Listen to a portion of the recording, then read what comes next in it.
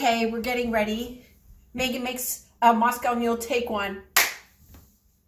Hey, we're back to Kathleen's horrible crimes of homeschooling, and we're teaching Meghan valuable lessons. But today in our bar, we have Dr. Emily Gilbert. She's here having... Hi. Yeah, and say hi to everybody, Emily.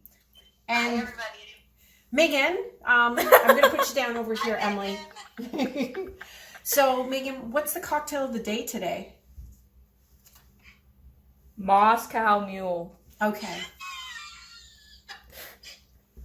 Wow. I feel like you could be a little bit more excited about it. I could be a little bit more excited. Okay. Moscow Mule! Exactly. Oh my god! Okay, so Meghan, show us how to make a Moscow Mule. Okay. What do we start with? Well, we need the cup. We have the official... Did you see that? We start with an unnecessarily large bottle of vodka. Perfect. Okay. She's trying to shame her mother.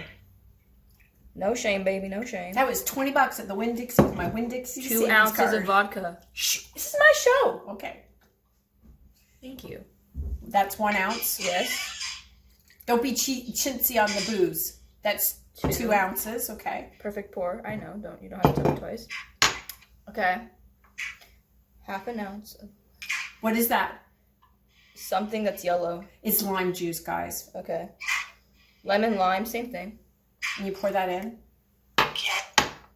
And then that's... Not sponsored. Not sponsored. Not sponsored. What is that? That's in French. It's Ginger beer. Okay. No. Petit de Jambre. Oh, that's great.